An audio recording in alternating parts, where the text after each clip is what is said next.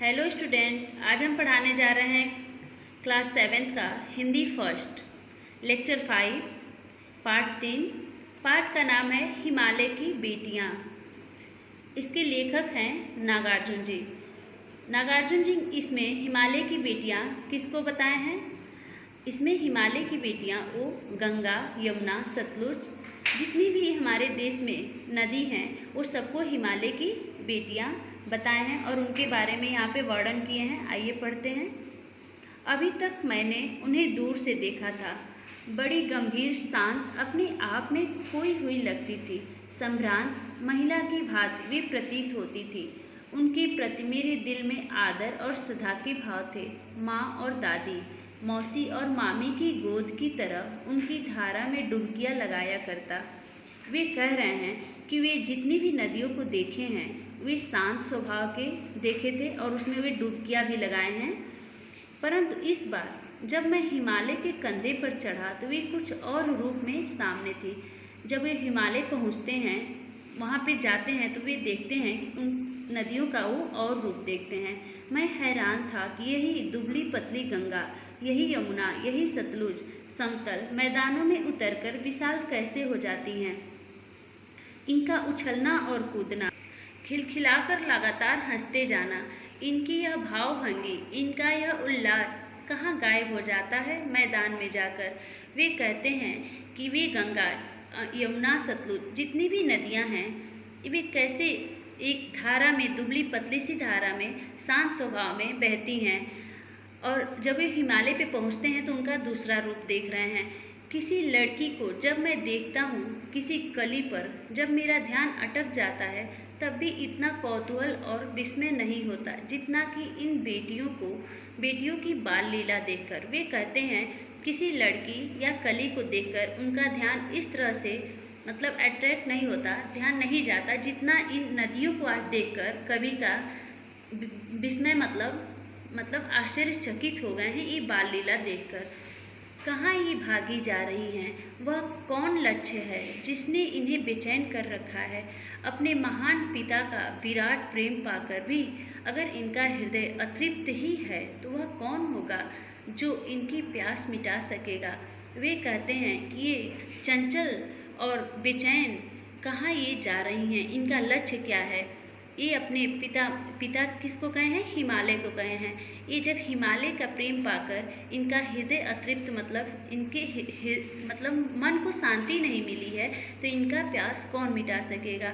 बर्फ़ जली नंगी पहाड़ियाँ, छोटे छोटे पौधों से भरी घाटियाँ, बंधुर आदित्यकाएँ, सरसब्ज उपत्यकाएँ, ऐसा है इनका लीला निकेतन। वे कहते हैं कि बर्फ़ जली नंगी पहाड़ियाँ बर्फ़ से ढकी है पहाड़ियाँ, छोटे छोटे पौधे हैं, घाटियाँ हैं, बंधुर आदित्यकाएँ, सरसब्ज उपत्यकाएँ, ऐसा है इनका लीला निकेतन। इनकी लीलाएँ वहाँ पे बाल लीला उनको बहुत उनके मन को प्रसन्न कर रही हैं। खेलते खेलते जब ये जरा दूर निकल जाती हैं तो देवदार, चीड़, सरोज, चिनार, सफ़ेदा, कैल के जंगलों में पहुंचकर शायद इन्हें बीती बातें याद करने का मौका मिल जाता होगा।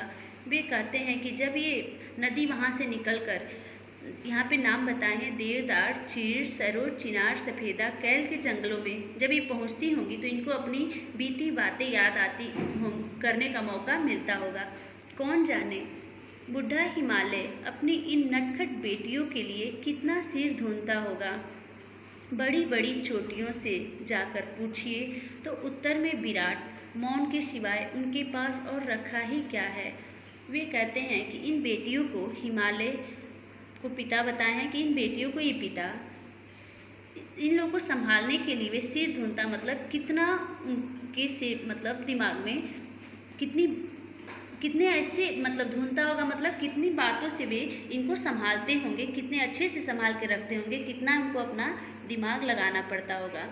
सिंधु और ब्रह्मपुत्र ये दो ऐसे नाम हैं जिनके सुनते ही रावी, सतलुज, ब्यास, चनाब, झेलम, काबुल, कुबा, कपीसा, गंगा, यमुना, सरयू, गंडक, कोसी आदि हिमालय की छोटी बड़ी सभी बेटियां आंखों के सामने नाचने लगती हैं। वास्तव में सिंधु और ब्रह्मपुत्र स्वयं कुछ नहीं हैं, दयालु हिमालय के पिघले हुए दिल की एक एक बूंद न जाने कब से इकट्ठा होकर इन दो महानदों के रूप में समुद्र की ओर प्रवाहित होती रही हैं। वे कहते हैं कि सिंधु और ब्रह्मपुत्र जो नदी हैं वो हिमालय की दिल के पिघले हुए एक एक बूंद जो है इकट्ठा होकर ये दो नदी का निर्माण हुआ है। कितना सौभाग्यशाली है वह समुद्र जिसे पर्वतराज हिमालय की इन दो बेटियों का हाथ पकड़ने का श्रेय मिला। और समुद्र को वे भाग्यशाली कहते हैं और कहते हैं कि कितने भाग्यशाली है वो जो सिंधु और ब्रह्मपुत्र का हाथ पकड़ने का इनको भाग्य मतलब श्रेय मतलब उनके भाग्य में था, उनको श्रेय मिला।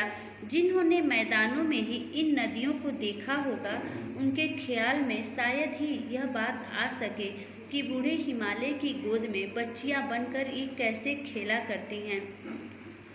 वे कहते हैं कि जो इन नदियों को देखे होंगे वे सोचे भी नहीं होंगे कि कैसे हिमालय की गोद में ये नदियाँ सब छोटी छोटी बच्चियाँ बनकर खेला करती हैं। माँ बाप की गोद में नंग धड़ंग होकर खेलने वाली इन बालिकाओं का रूप पहाड़ी आदमियों के लिए आकर्षक भले न हो, लेकिन मुझे तो ऐसा लुभावना प्रतीत हुआ वह रूप की हिमालय को ससुर और समुद्र को उसका दामाद कहने में कुछ भी झिझक नहीं होती।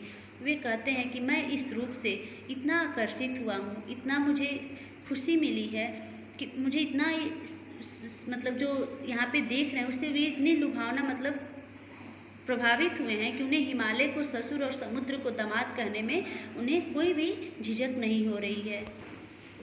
कालिदास के विरही यक्ष ने अपने मेघदूत से कहा था, वेत्रवती नदी को प्रेम का प्रतिदान देते जाना, तुम्हारी वह प्रेयसी तुम्हें पाकर अवश्य ही प्रसन्न होगी।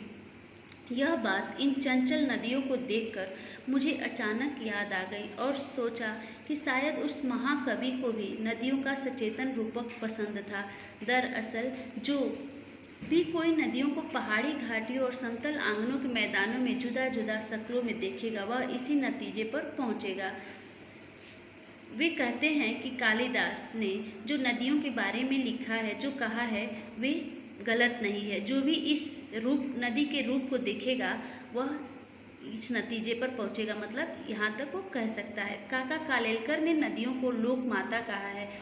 लेखक जो काका कालेलकर हैं वे नदियों को लोक माता कहे हैं, किंतु माता बनने से पहले यदि हम इन्हें बेटियों के रूप में देख लें तो क्या हर्ज है। और थोड़ा आगे चलिए, इन्हीं में प्रेम हम प्रेयसी की भावना करें तो कैसे रहेगा। ममता का एक और ही भी धागा है जिसे हम इनके साथ जोड़ सकते हैं। बहन का स्थान कितने कवियों ने इन नदियों को दिया है। एक दिन मेरी भी ऐसी भावना हुई थी, तो लिंग की बात है, तिब्बत की बात है। मन उचट गया था, तब ये ढीली थी। सतलज के किनारे जाकर बैठ गया। दोपहर का समय था।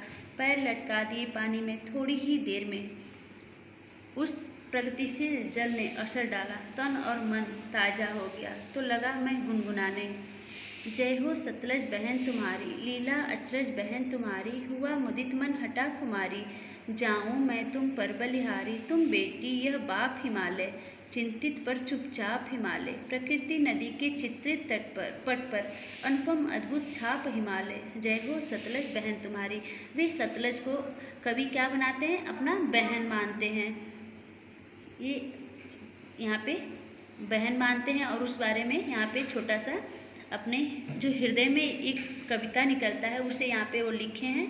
आप इस चैप्टर को अच्छे से पढ़िएगा और समझिएगा। हमारी क्लास ओवर होती है। Thank you.